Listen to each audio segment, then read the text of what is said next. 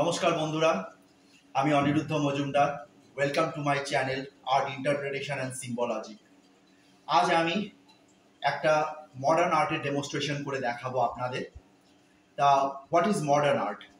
আমরা সবাই জানি যেটা আধুনিক ফর্ম অফ আর্ট ডেভেলপমেন্ট, যেটার একটা নতুন এস্থেটিক্স আছে, সেটাই হচ্ছে মডার্ন আর্ট। কিন্তু যদি আমরা আরেকটু ডেপথ মধ্যে যাই তখন দেখতে পারবো মডার্ন আর্ট তৈরি হয়েছে সাল 1862। এডওয়ার্ড মানে উনি সৃষ্টি করেছিলেন the first modern art, Olympia আর the luncheon on the grass painting এর মাধ্যমে। তারপরে এসেছেন এক ইমপ্রেশনিস্ট, পোস্ট ইমপ্রেশনিস্ট পেইন্টার্স, যারা কালার দিয়ে একটা নতুন ভিশনস তৈরি করে দেখিয়েছে। তো সেই রকমই আজকে যে ড্রয়িং বা পেন্টিংটা আপনাদের আমি ডেমো করে দেখাবো, সেটা জিওমেট্রিক ফর্মের ওপর আমি তৈরি করব, যেটাকে বলা হয় শার্প এজ পেন্টিং।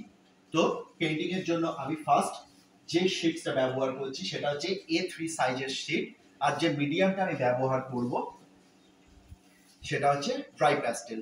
তবে ড্রাই প্যাস্টেল কেন ব্যবহার করছি বন্ধুরা? ড্রাই প্যাস্টেলের মধ্যে ফ্লুইডিটি আছে, ঠিক ওয়াটার কালারের মতন। লাগিয়ে একটু স্মাচ করলে জিনিসটা খুব ভালো যায়। তো আমরা শুরু করছি ডেমোটা দিয়ে, দেখা যাক। ফার্স্ট অফ অল আমরা শুরু করব হার্ড এজ দিয়ে বা একটা জিওমেট্রিক ফর্ম দিয়ে। তো ফার্স্ট কালার আমরা যেটা ইউজ করব সেটা হচ্ছে ব্লু। দেখুন, সবার প্রথম আমরা একটা বেস বানাবো, তারপরে ত্রিভুজের এই অঙ্কটাকে আমরা বানিয়ে দিলাম। নেক্সট এখান থেকে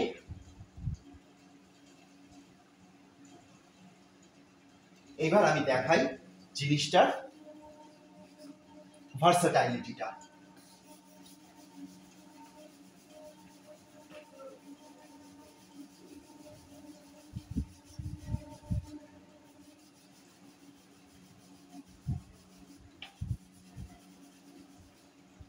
এটা হয়ে গেল ঠিক middle position of the composition, ঠিক মাঝামাঝি আমি রাখলাম। তো ব্লু দিয়ে শুরু করেছি, ব্লু এর আমরা কমপ্লিমেন্টারি কালার খুঁজবো পিঙ্কের মাধ্যমে।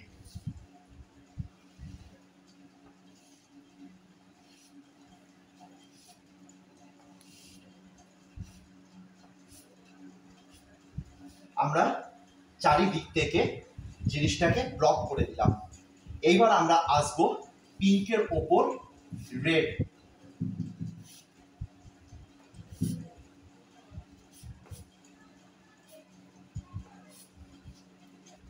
তারপরে আমরা যাব অরেঞ্জে।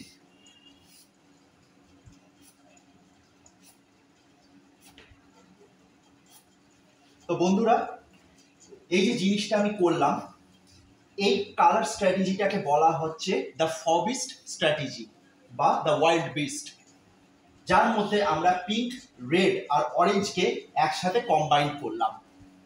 এবার আমরা যাব সেই স্মাজিং এর মধ্যে। আমরা একটা র্যাক্স ব্যবহার করব, যার ফলে আমরা হাতটাকে মুছতে পারবো। এইবার আমরা স্মাজ করছি।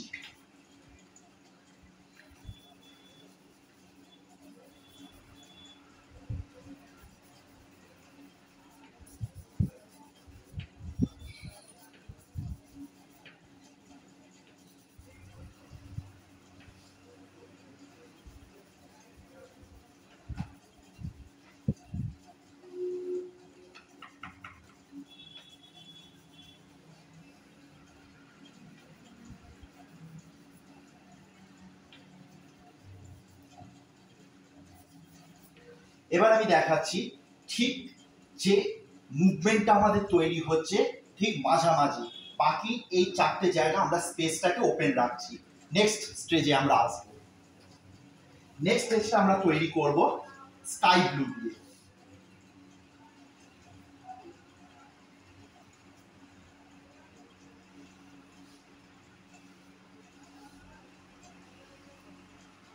এটা যেটা আমরা করছি বন্ধুরা, সেটা হচ্ছে বর্ডারিং আপ। এগুলো একটা টেকনিক্যাল টার্মস যেগুলো ব্যবহার করা হয়েছে পোস্ট ইমপ্রেশনিস্ট সময় থেকে। এই যে ব্যাপারটাকে আমরা যে দেখাচ্ছি এটা হচ্ছে টোটাল অ্যাবস্ট্রাক্ট এক্সপ্রেশনিজম পেইন্টিং। এবার আমরা প্রুশিয়ান ব্লু নিচ্ছি, নিয়ে মাঝখান থেকে সেই শেডের ব্যাপারটাকে তুলে ধরার চেষ্টা করছি। তাহলে দেখতে পাচ্ছেন কত ভার্সেটাইল ড্রাই প্যাস্টেল হয়। ব্যাস এইটুকু আমি রাখলাম। এবার আমাকে এই জায়গাটা একটু কভার করতে হবে। তো যখন আমরা এখানটায় পিঙ্ক নিয়েছি, পিঙ্কের যেটা কমপ্লিমেন্টারি কালার হবে, একটা হয়েছে ব্লু, তো আরেকটা যে আমরা দেব সেটা হচ্ছে গ্রিন।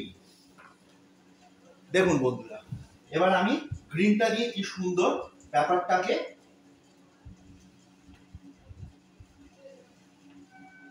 সেটেল করব।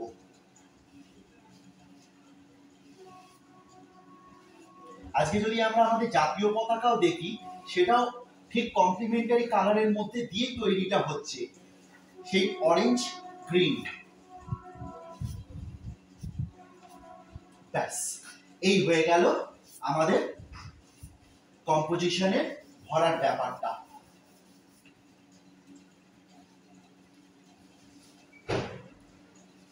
এই দাঁড়িয়ে গেল। এবার আমাদের একটু ফিনিশিং টাচটা দিতে হবে, দ্য স্মাজিং। কারণ একটু যদি স্মাজ না করে দিই তাহলে সেই ফ্লোরোসেন্ট ব্যাপারটা আমরা ক্রিয়েট করতে পারবো না।